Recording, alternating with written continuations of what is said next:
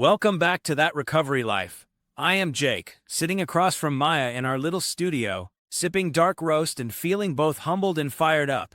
We said we would walk every listener through the 12 steps, and here we stand at step 12, the final numbered milestone. Yet is it really the finish line? Or is this where the road widens into something even larger? I feel a spark right now. Step 12 says, having had a spiritual awakening as the result of these steps, we tried to carry this message to others and to practice these principles in all our affairs. I hear three powerful movements in that single sentence: awakening, carrying, practicing. I want to explore every word, because this step is a doorway, not a departure. Let me start with the big confession. When I first reached step 12 in my own journey, I expected fireworks, marching bands, maybe someone handing me a certificate that screamed, "Congratulations, you are cured." You know what I got instead? A sponsor who smiled and said, "Now the real work begins." At the time, I thought he was joking. Today, I understand he was deadly serious. Recovery is a lifetime adventure, and step 12 is the launch pad. Picture the steps as a spiral staircase. We climb, we circle upward, and when we arrive at that higher platform called step 12, we are invited to look down and lend a hand to the next climber. We do not camp out up there polishing metals. We reach back, and we keep climbing, because the staircase rises forever. Does that sound intimidating or exhilarating? Maybe both. That mix is exactly what keeps my heart beating hard in the best way. Let us break down the first phrase, having had a spiritual awakening. Spiritual awakening does not necessarily mean halos and light beams. Mine felt like a sober sunrise after years of heavy fog. One morning, I realized that the space behind my ribs did not ache with shame. I realized that my head met my pillow in peace. That quiet moment was my awakening. Maya, what did yours look like? Mine showed up in motion. I was walking along a river in early spring. The ground was still cold, ice chunks drifted by, yet birds sang. I felt my lungs fill, and out of nowhere I whispered, "I am alive, and that is enough." The river kept moving, and so did I. That whisper was my awakening. Listeners, notice how ordinary these scenes sound. A bedroom, a riverbank, nothing mystical at first glance. Awakening is less about lightning bolts and more about alignment, when our inner compass finally points true north. Now the next part. We tried to carry this message to others. There is a key word here, tried. We do not wait to become perfect carriers of wisdom before we speak. We simply try. I used to think I had to memorize philosophical treatises to help anyone. My sponsor laughed at that idea. He said, "Jake, just tell the truth about what happened to you." The first time I did, I sat in a church basement, knees shaking, and said 9 trembling sentences. A newcomer came up after the meeting and said, "Your story helped me see I am not broken beyond repair." That moment altered my understanding of service forever. I remember my first act of carrying the message. I drove a newly sober friend to a meeting because she did not trust herself behind the wheel. 2 hours of stop-and-go traffic, 1 spilled coffee, and a parking ticket later, she hugged me outside the meeting hall. She said, "I would have stayed home and used if you had not shown up." That hug burned itself into my memory like a brand of gratitude. Service is messy, inconvenient, and wildly beautiful. How about the final phrase? To practice these principles in all our affairs. That is the daily maintenance contract. We do not confine integrity to the fellowship room.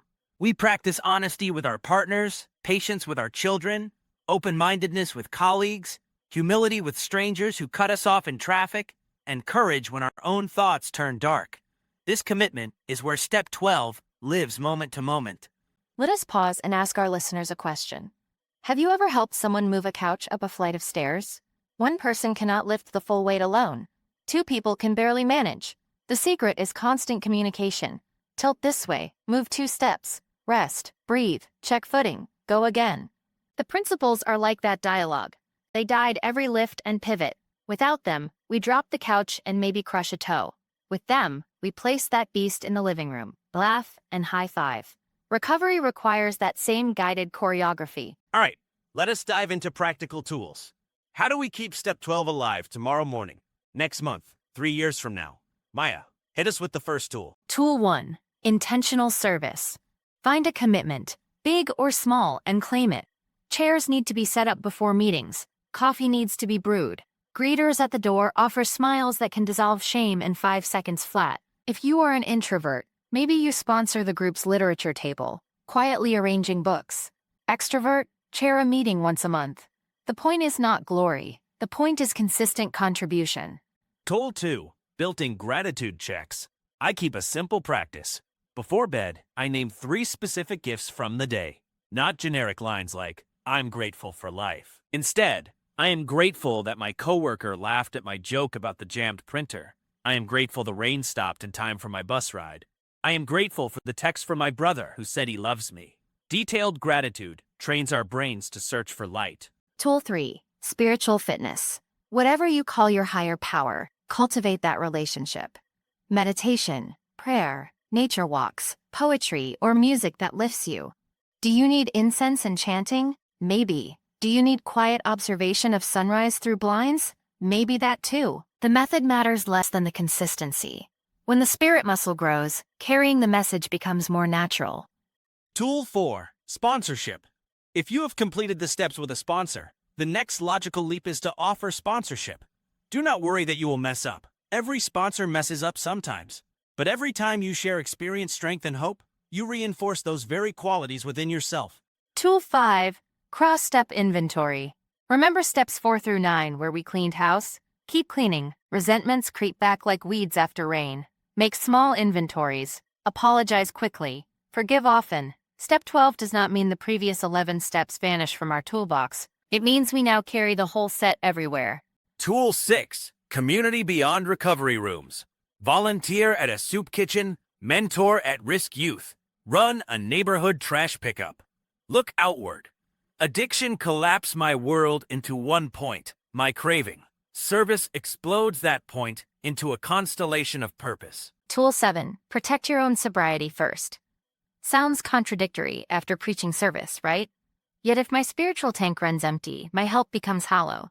Airplane safety cards tell us, put on your own oxygen mask first. Wise advice. I keep boundaries. When I feel depleted, I pause, I pray. I call my sponsor before I agree to another commitment. Let us weave in a little storytelling. Maya, share an example of practicing principles in all affairs when nobody was looking. Last week, I returned a grocery cart for an elderly woman on crutches. She thanked me, but here is the deeper piece.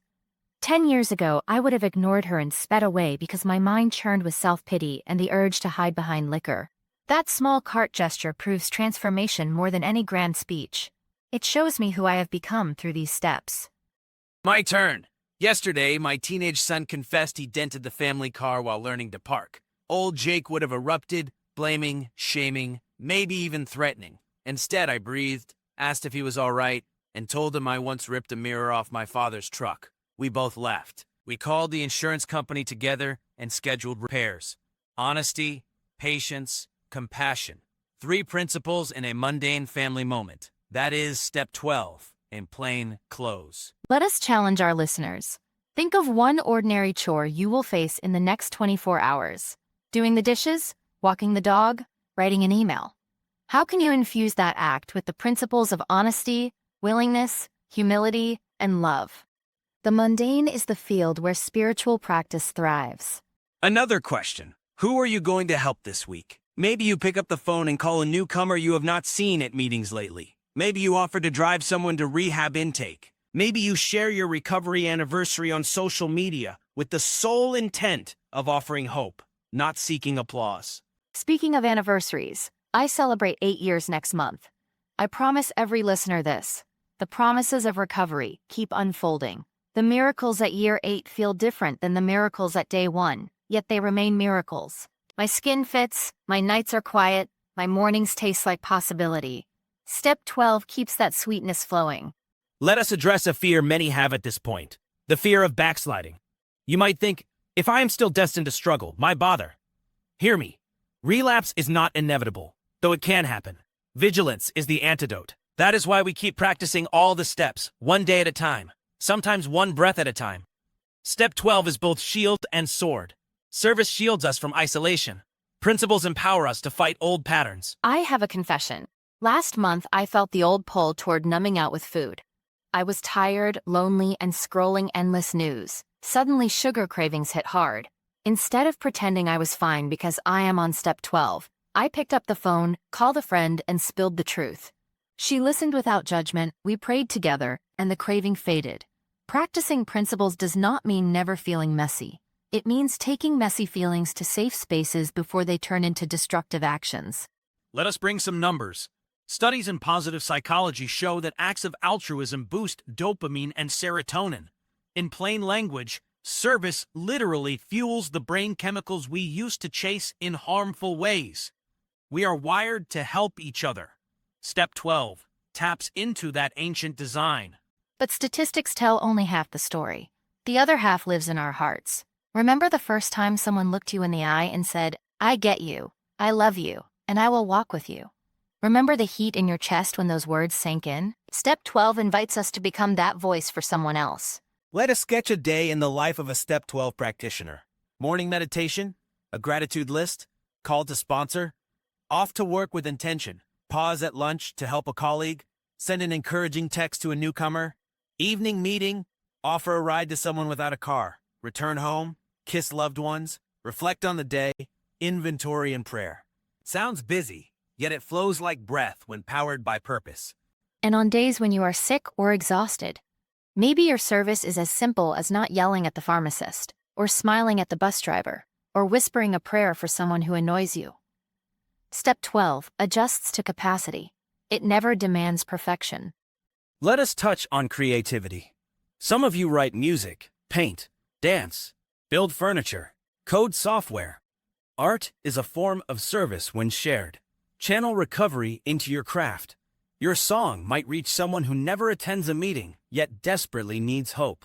Yes, a friend of mine knits blankets for neonatal units. Her hands move in silence, stitches looping serenity. She rarely speaks at meetings, yet those blankets carry the message to families trembling beside incubators. We are nearing the home stretch of this episode, but we are not racing toward an ending, because Step 12 is endless. Maya, how do you keep yourself excited about the journey years in? I practice the beginner mindset. Every day I ask, what can I learn? Who can I help? Where can I grow? Curiosity keeps sobriety fresh. Also, humor. I laugh at myself, at the absurdity of life, at the fact that my cat sits on my meditation cushion the moment I stand up. Laughter breaks rigidity and reminds me that joy and recovery are twins. I stay excited by mentoring people who are brand new. Their eyes light up when they get 30 days, 60 days, 90 days. Those sparks reignite my own. I watch them discover simple pleasures, and I remember how precious those moments felt at the start. We promised to hit a home run with this episode, and a home run means rounding every base. We touched personal stories, offered concrete tools, asked piercing questions, and reminded everyone that Step 12 is a beginning. Listeners, pull your chair closer. I want to leave you with a cliffhanger. Imagine a life where service becomes breath, where principles override fear, where you wake with purpose even on crooked days. That life is not reserved for saints. It is waiting for you right now. Will you step into it? The next episode will explore what comes after the 12 steps. Yes, there is more. We will dive into ongoing growth, advanced spiritual practices, and how to build legacy beyond sobriety. Stay tuned. Until then, keep climbing the spiral, keep carrying the light, keep practicing the truth. Remember to like, share, and subscribe. It helps us reach more people like you. This is Jake. And this is Maya. We love you, we believe in you, and we will walk beside you. Welcome to the endless beginning of that recovery life. See you on the path.